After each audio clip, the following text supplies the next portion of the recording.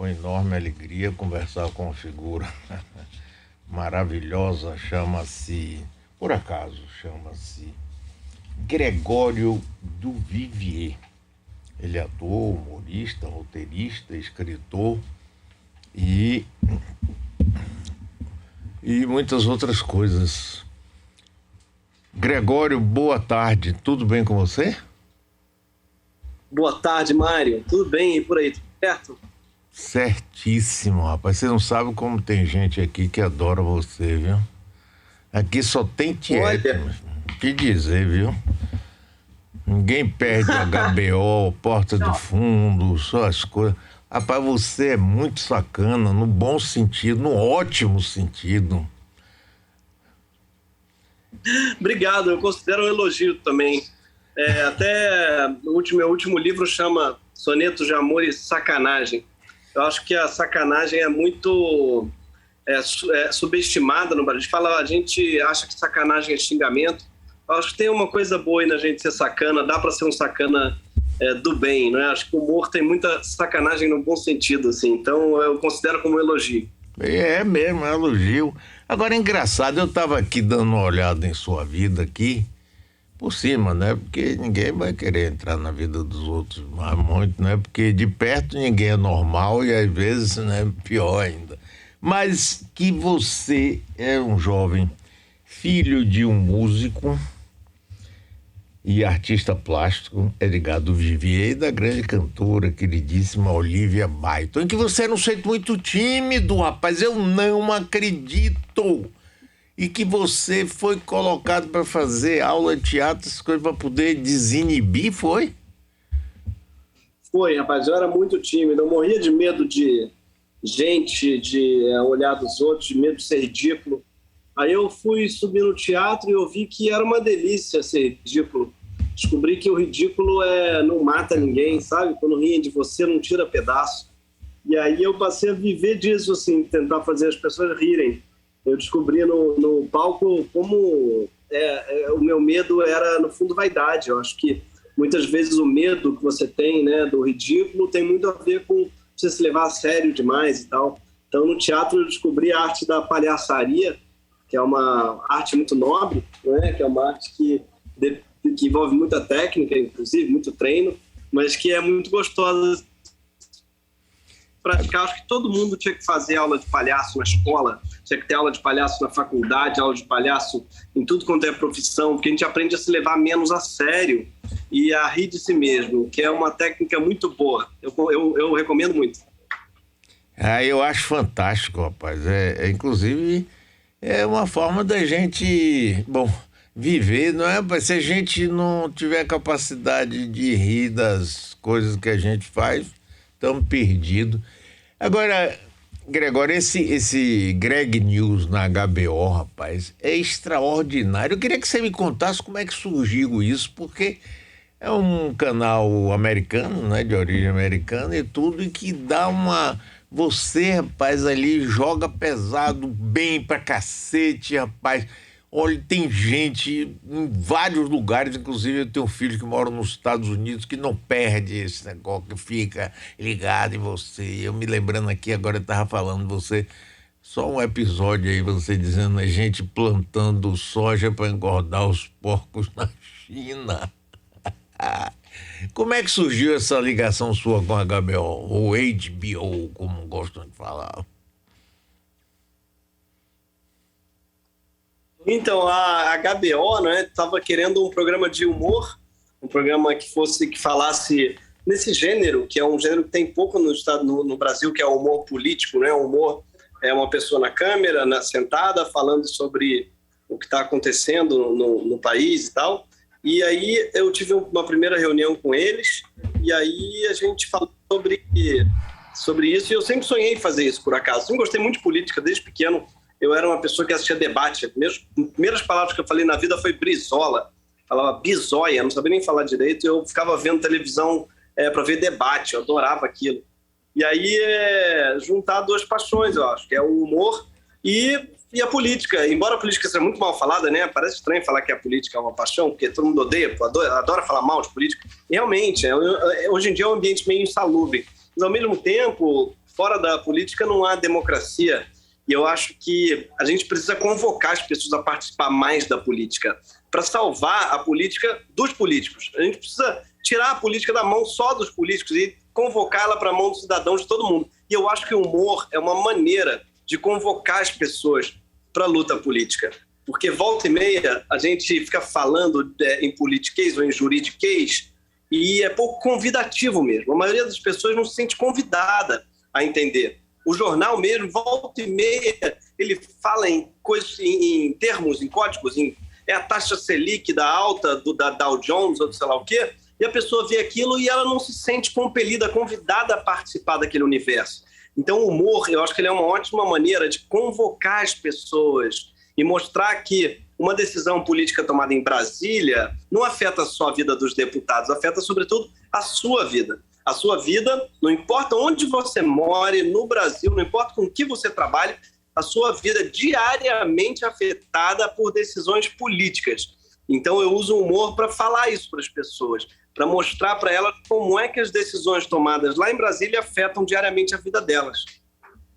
Ô, Gregório, me explique agora a sua peça Sísifo, porque o mito de Sísifo, não é? É uma coisa pesada, né? É aquela história assim, se pergunta, eu tenho hoje 78 anos de idade, você é muito jovem, menino, aí pergunta para mim, qual o sentido da vida, ô, meu filho? Vai bater em outra porta, porque... Como é que é a história desse seu Sísifo aí, que você vai estar aqui nesse fim de semana no Teatro Castro Alves para a alegria de nós baianos que estaremos lá presentes? Fale um pouquinho aí, como é que surgiu isso e essa peça sua? Rapaz, eu adoro que também é uma pergunta impossível de responder essa, não é? E tem gente que vive de ficar tentando responder ela. A gente lá no Sísifo, a gente fala exatamente disso, Mário, da impossibilidade de se encontrar um sentido para a vida. Porque a existência ela é sempre absurda e ela é sempre interrompida antes do que a gente queria. Ela é sempre a gente chega na vida sem ser perguntado se queria vir, a gente sai da vida muitas vezes sem ser perguntado se queria sair, e entre uma coisa e outra a vida é cheia de acontecimentos absurdos. E o Sísifo é um mito grego que fala disso, não é? É um sujeito que foi condenado pelos deuses a fazer uma tarefa absurda pro resto da vida, que é empurrar uma pedra montanha acima, e assim que ela chegasse ao cume, ela ia cair ladeira abaixo, ele teria que buscar ela e levar a ladeira acima até que ela caísse de novo. Então o Sísifo é uma metáfora, um mito grego que serve para exemplificar esse absurdo da vida humana.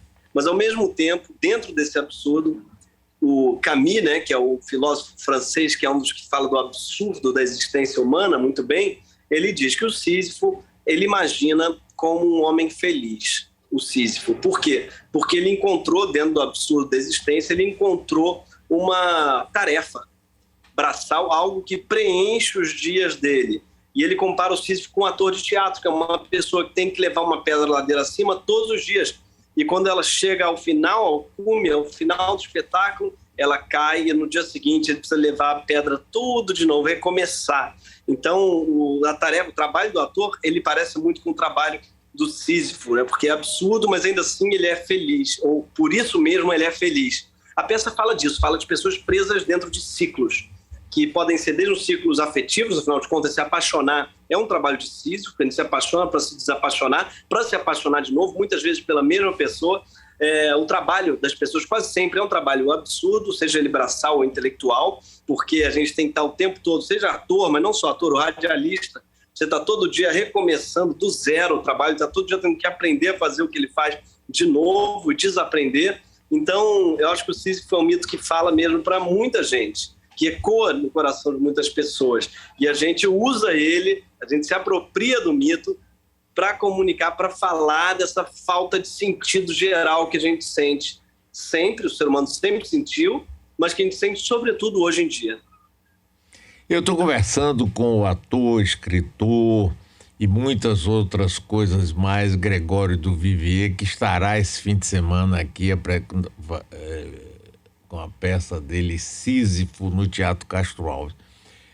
Agora, veja bem, você falou de Albert Camus, que escreveu o mito do Sísifo, ele, em muitos momentos, ele fala em suicídio, não é? Uma das alternativas da vida, dessa rotina. A rotina como uma peça essencial disso que a gente vive, e que Sísifo foi castigado exatamente porque ele apreendeu Thanatos, a morte, e fugiu do inferno e foi para uma praia maravilhosa, até que foram buscar ele lá. Como é que é isso aí, assim, dentro da sua peça, Gregório? Sabe que o Sísifo, ele driblou a morte. Essa é a origem do mito. A gente lembra muito do castigo dele, mas poucas vezes se lembra do motivo pelo qual ele foi castigado. E Sísifo, na Grécia Antiga, foi um homem que, teoricamente, ele teria enganado a morte. A morte tentou levar ele e ele falou, claro, eu vou, mas primeiro deixa eu te dar um presente. E ele deu um colar para a morte. E a morte, toda vaidosa, vestiu o colar, então ele puxou uma corda e o colar virou uma coleira. E assim ele ficou andando com a morte na coleira pela cidade e ninguém mais morria. Então Hades, o deus do inferno, não é? Fica revoltado com aquilo, não chegava mais ninguém no inferno, ninguém morria, e resolve trazer o nosso querido Sísifo. Sísifo era tão esperto que vai até ele, e lá só que antes de ir, ele pede para a mulher não sepultar o corpo dele, porque ele sabia que ao chegar ao inferno, ele não poderia nunca entrar no inferno se seu corpo não estivesse sepultado. Então, ao chegar lá, ele não pode entrar no Hades, ele não pode ir para o inferno, porque o corpo dele não está nem... Então ele pede, deixa eu voltar para lá, para minha esposa, e pedir para ela me sepultar. Então ele volta, no que Hades permite que ele volte, ele some, ele desaparece e vai, como você falou, para uma praia, ele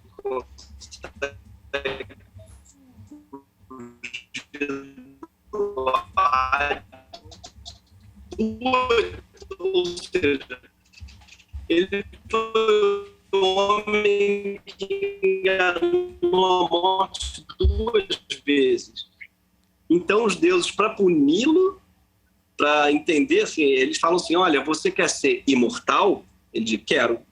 Pois bem, então você vai ser imortal para o resto da vida, o resto da sua vida, ou seja, eternamente, você não vai mais morrer, e eternamente você vai ter que fazer uma tarefa árdua e absurda. Então, o barato de Sísifo é que ele foi punido exatamente por ter conseguido a imortalidade. E ele entende, então, que a imortalidade é um castigo. A gente não tem que... Ela é muito parecida com o inferno. Então, a gente tem que...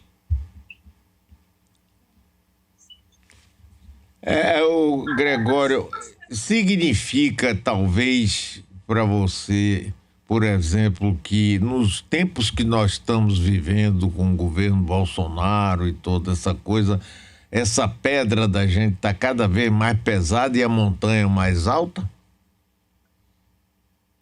Pois é, Mário, eu sinto que hoje em dia a gente está realmente com uma experiência do absurdo ainda mais violenta. Não sei se você também sente isso. Primeiro, nós passamos agora por uma pandemia que matou mais de 600 mil pessoas. Então, a gente tem no Brasil 600 mil famílias que perderam alguém. Isso é muita coisa.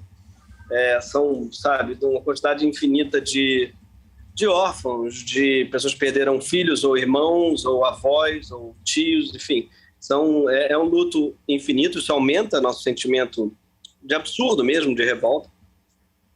E, para além disso, a gente tem um presidente que nega a ciência.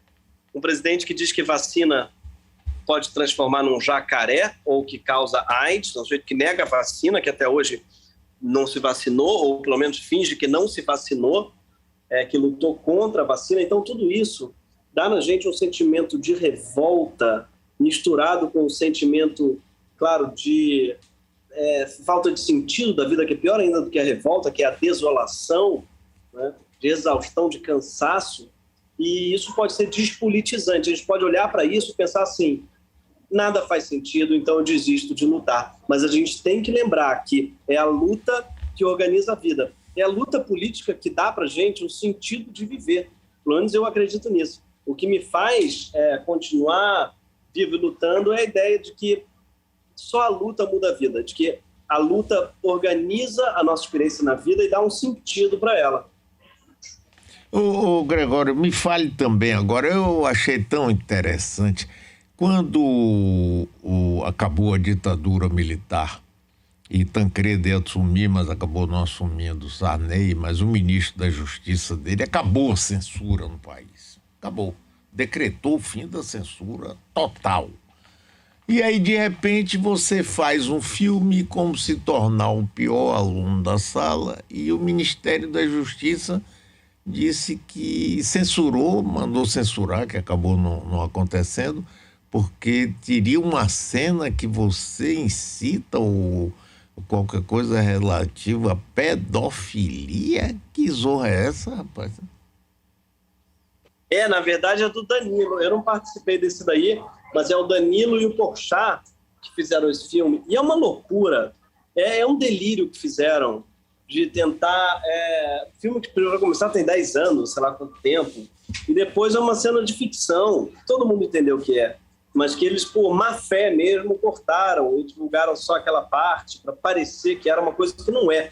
Enfim, tem muita má fé envolvida, muita falta de decência mesmo por parte desse governo e de alguns apoiadores, não todos, claro, mas de alguns fanáticos que resolvem cortar e deturpar a realidade, e jogam isso no WhatsApp ou no Telegram ou sei lá onde, você não sabe nem como é que começa um boato e de repente ele vira verdade, né? É um pesadelo isso que fazem nesse governo. E fica aqui minha solidariedade para o Danilo Gentili, para o Fábio Porchat, todos envolvidos aí nessa mentira. Agora, Danilo gostou muito, que eu vi depois ele dizendo que com isso a audiência, o pessoal foi atrás lá na Netflix para ver o filme dele, que ele mesmo acha que não é grande coisa. Agora, em fake news, rapaz, nós não estamos livres disso, não. E, por exemplo, hoje saiu uma nova pesquisa eleitoral que bota Lula muitos pontos na frente de Bolsonaro, com possibilidade de ganhar no primeiro turno. Eu publiquei, inclusive, aqui no site nosso, aqui, Metro 1, da Rádio Metrópole, e, rapaz, na mesma hora, os bolsominions começam a bombardear. Isso aí é um bando de petralha, são vagabundos, você recebe dinheiro, não sei o que. E saiu, engraçado, essa pesquisa, como se tivesse sido uma pesquisa contratada aqui por nós, para poder manipular. E, na realidade, foi publicada em todos os grandes jornais, toda a grande mídia do país. Significa, rapaz, que nós vamos ter uma eleição pesada agora. Você concorda com isso? Rapaz, eu concordo, Mário. Eu estou bastante apreensivo porque Bolsonaro não é um cara que costuma jogar limpo na vida dele mesmo, né? Ele é um cara que já no Exército, não é que ele teve uma carreira ilibada no Exército e tal, não. Ele tentou botar uma bomba, planejou botar uma bomba no quartel, acabou expulso porque estava, sei lá o quê, querendo... O próprio coronel, o general, disse que ele era um sujeito que tinha muita ambição de enriquecer, que não servia para coisa, enfim. Ele é um sujeito que a vida inteira caminhou à margem, né? Sempre foi um marginal dentro das profissões dele. Então, mesmo no Congresso, ele não era um cara que articulava pela aprovação de leis, não. Ficava tumultuando, criando, soltando rojão, sei lá onde, e xingando a mulher dele, empurrando a outra. Ele sempre foi um sujeito mais mesmo da confusão, mais da gritaria, do que do trabalho. E essa campanha agora, em que ele está perdendo, sobretudo, vai ser muito difícil ele não tentar melar a eleição. Ele já está, antes mesmo de começar, ele já está dizendo que as urnas não são confiáveis, ele já está preparando uma possível derrota faz alguns anos. Então, eu fico bem apreensivo mesmo, porque eu não sei o quanto que as instituições brasileiras são confiáveis. O Exército está se provando mais uma vez golpista. O Exército parece que não aprendeu nada com a ditadura, com o vexame que eles passaram na ditadura e fizeram o Brasil passar, e estão loucos para passar um novo vexame. Não bastasse o vexame de Pazuello no Ministério da Saúde, porque esses 650 mil mortes da pandemia tem dedo do Exército ali, né? O atraso na compra das vacinas tem dedo do Exército. Não bastasse essa chacina na pandemia, que tem o dedinho aí de generais Tem também a farra dos generais, que é uma corrupção absurda, envolve também, claro, sem falar nesse Viagra, nessa grande surubona, essa suruba de Viagra junto com, misturado com KY, não é? Que virou o Exército Brasileiro. Não bastasse tudo isso, eles ainda estão querendo um novo golpe para coroar essa história de sucesso, esse case de sucesso que é o governo Bolsonaro em aliança com militares. Então, o Exército, ao invés de se distanciar desse fracasso, desse desgoverno, mostrando que eles poderiam ser maiores do que Bolsonaro, mostrando que a instituição ela é maior do que esse sujeito que nunca nem, inclusive, se dignou a ser um militar decente. Não, o Exército, infelizmente, tem mostrado que talvez não seja muito melhor que Bolsonaro. Talvez o Exército seja mesmo, hoje, infelizmente, tenha virado um bando de pazuelos, uma linha auxiliar de um desgoverno corrupto e genocida. Na sua peça, que, olha, pessoal, Gregório do Vivier, estará aqui em Salvador, sexta-feira e sábado às 21 horas, no Teatro Castro Alves, e no domingo às 11 horas, com a peça dele, Sísifo. Você fala alguma coisa sobre esses tal influenciadores fantásticos? Rapaz, eu nunca vi como é que de repente tanta gente virou famosa, rapaz, que a gente perguntava, quem é esse famoso aí? Quem é esse famoso que eu não conheço? Porra, eu nunca vi um negócio desse não, rapaz, proliferando com não sei quantas mil adesões, likes e o cacete a quatro. Pô, esse é um negócio muito doido, rapaz. Como é que é isso aí? Pois é, hoje o mundo é muito em volta dessas personas, né, desses avatares da rede social. Isso contamina todas as nossas experiências. Hoje, infelizmente, todas elas são mediadas por esse aparelhinho que é o celular. Então, as pessoas elas não comem mais sem antes documentar e postar o prato de comida. Elas não namoram mais sem antes fotografar a cara do sujeito e postar dizendo que vai namorar. Assim, todas as experiências são mediadas pela rede social. E isso é muito aflitivo, né? Porque eu sinto que as pessoas elas não vivem mais tanto o presente. Eu vejo crianças hoje em dia preocupadas com like, com seguidor. Uma vez uma criança pediu para tirar uma foto comigo e falou, olha, eu vou te marcar no meu Instagram, tem como você me seguir de volta? A criança tinha 7 anos, eu estava querendo seguidor, querendo que eu seguisse ela. Para quê? O que ela vai fazer com esse seguidor ou com esse like? Mas isso daí já é um valor para ela, um valor que ela tem na escola ou dos pais, não é? Porque o pai também deixa ela usar ou dar um perfil. Então, às vezes isso é incentivado, inclusive, pelos pais. Eu acho um absurdo mesmo, porque a criança já está brincando, né? Eu acho muito louco que isso tenha virado um valor absoluto. Quantos likes uma foto tem, quantos seguidores você tem. É uma coisa que eu acho que é um valor artificial e gera muita infelicidade nas pessoas, porque elas estão o tempo todo pensando em o que os outros vão pensar, ou como é que isso vai viralizar, quantos likes isso vai ter. Elas não se preocupam mais, às vezes, com quem está ao lado delas. A gente vê muito, né? A gente sai, às vezes, para almoçar e vê ao lado um casal, uma família no qual cada um está no seu celularzinho. Isso tem, claro, tem consequências políticas, porque cada um, hoje em dia, está na sua própria narrativa. As pessoas não conversam, não tem mais narrativas compartilhadas. Eu tenho a impressão que cada um tem uma versão da realidade escolhida por um algoritmo e a pessoa assiste aquela versão e acredita naquilo que ela quiser. Não tem mais experiências coletivas. E por isso que é tão importante o teatro. O teatro, para mim, é o contrário da rede social, é o contrário do celular, em que cada um tem uma narrativa pessoal, não é? No teatro, a gente consegue ter uma experiência coletiva e comovente. Ô, Greg, eu queria que você agora fizesse o convite aí para todos estarmos presentes aí com você nesse fim de semana aqui na Bahia, por favor. Querido Mário, todos os ouvintes da Rádio Metrópole, olha só, eu estou aí agora em Salvador, chegando aí amanhã já, e vou estar sexta e sábado no Teatro Castro Alves, esse teatro histórico de Salvador maravilhoso, em que eu já estive, eu estou morrendo de saudade de voltar. Foi, inclusive, o último teatro que eu estive antes da pandemia, foi o Castro Alves, com Sísifo, e foi uma noite inesquecível. E agora estamos de volta, essa sexta e sábado, 13 e 14, às 8 horas da noite, no Teatro Castro Alves, para recebê-los. Então, vamos fazer Sísifo lá. Não percam, ainda tem ingressos, mas corram porque talvez acabe. Então, como para garantir o ingresso de vocês? Até breve. Tchau, Gregório. Brigadão, viu? Foi um prazer enorme te conhecer pessoalmente por Zoom. E no fim de semana eu vou lá te ver, viu? Oba, que bom. Adorei. Até breve, querido. Parabéns aí pelo seu trabalho, viu? Você é uma figura fundamental pra gente nesse Brasil de hoje. Pode acreditar. Grande abraço. Tamo junto, Mário. Obrigado.